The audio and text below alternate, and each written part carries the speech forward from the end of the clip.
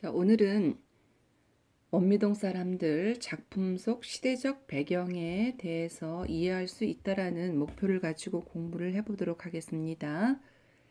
이 당시의 상황을, 사회적 문화적 상황을 알 수 있는 소재들을 여러분들이 찾아가면서 이 시대가 어떤 시대였는지를 중점을 두고 이 작품을 이해하시면 되겠습니다. 오늘은 소설의 구성 단계 중에서 발단 부분에 대해서만 공부를 해보도록 하겠습니다. 발단 부분은 교과서 30쪽서부터 34쪽 13번째 줄이 되겠습니다.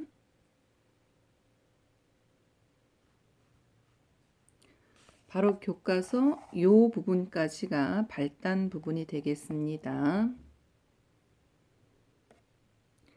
자, 첫 번째 줄을 한번 보세요. 첫 번째 형식 문단, 원미동에 사는 사람들은서부터 딱한 이름에는 분명하였다 부분. 자, 그 부분에서 첫 번째 한번 봅시다. 우리 발단 부분이 주로 하는 일은 어떤 역할인가요? 바로 사건의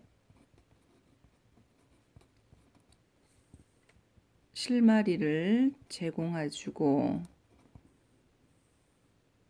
인물과 배경이 소개가 되죠.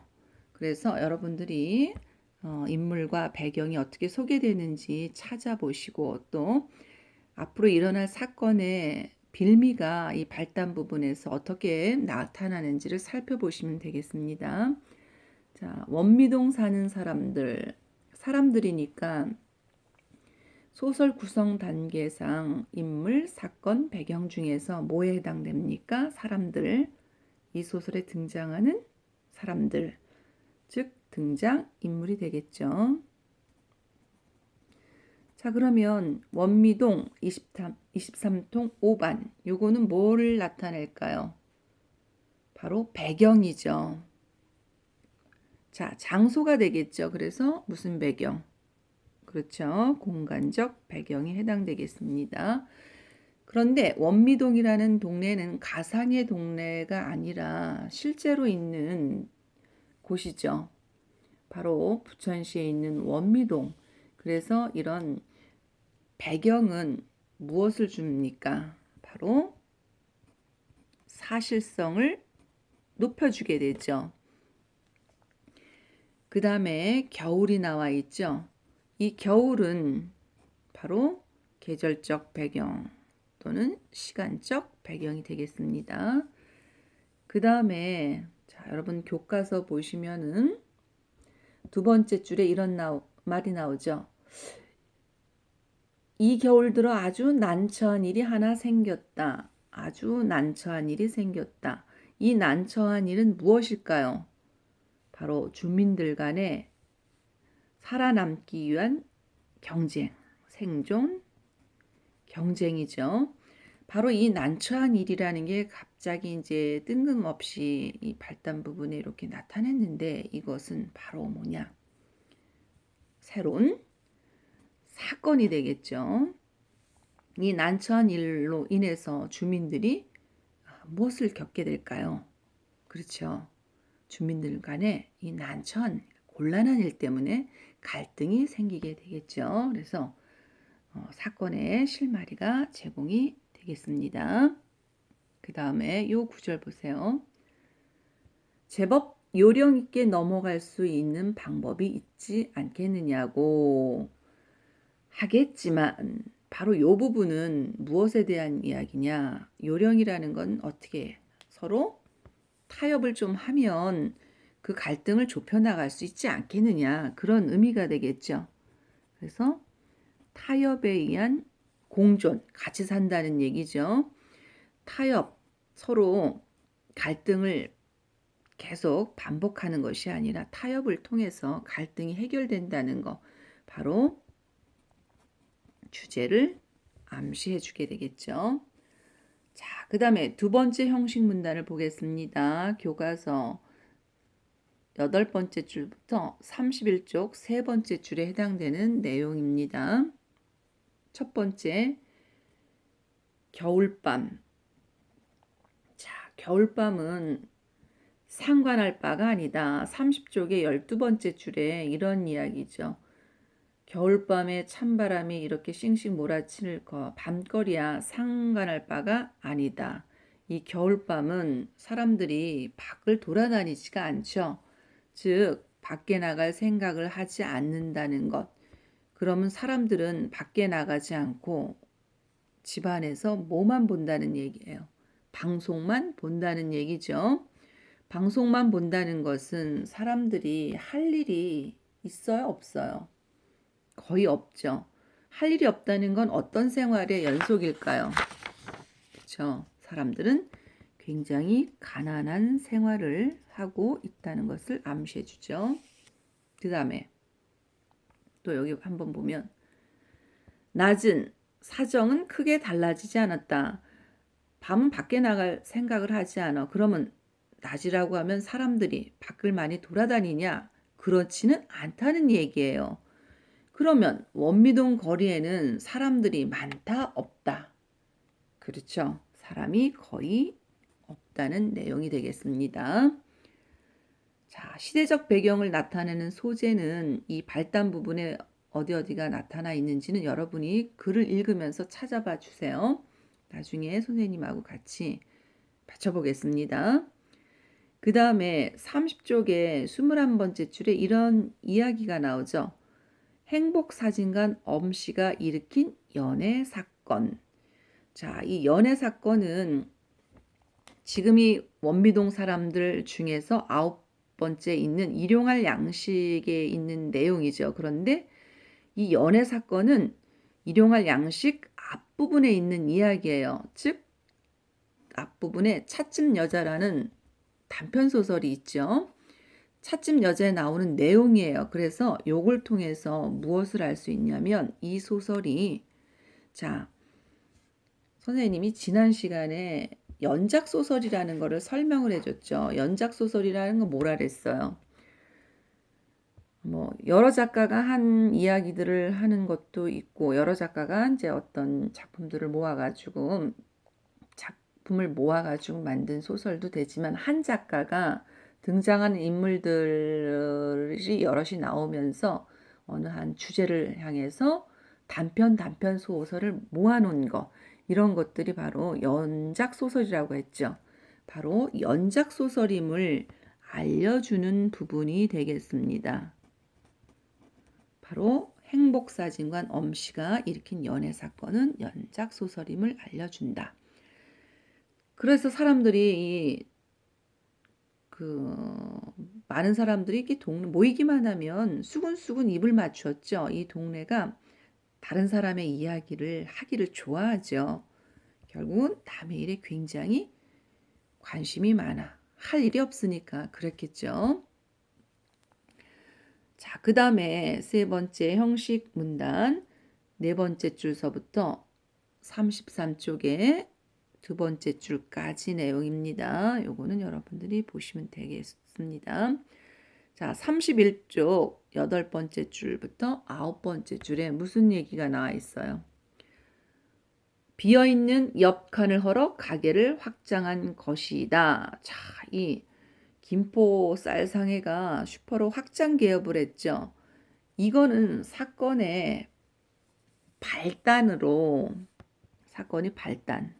시작되는 거죠.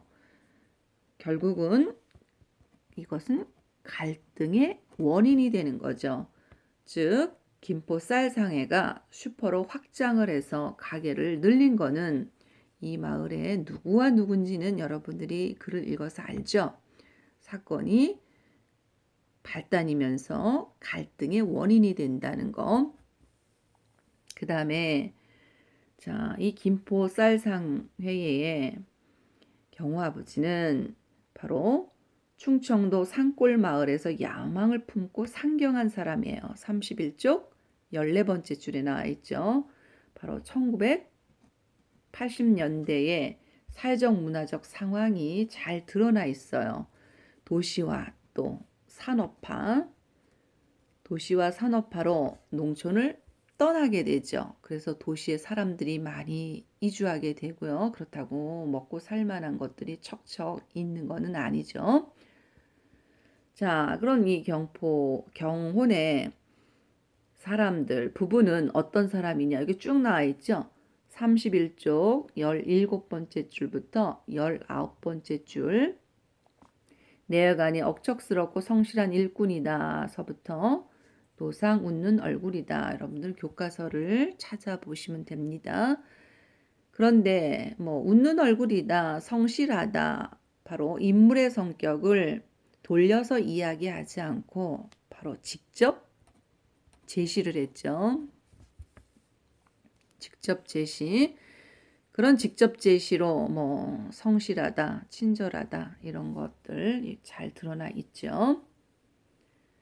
그 다음에 31쪽 20제줄부터 22번째 줄. 김포 슈퍼의 개업 이래는 마을 사람들이 격려해 주었다. 이웃들이 어떻단 얘기예요. 굉장히 축하를 해줬죠. 그죠? 성공했다라고 보는 거예요. 이 동네에서 성공을 축하해주고 인정 많고 화기애애한 모습들이 담겨 있죠.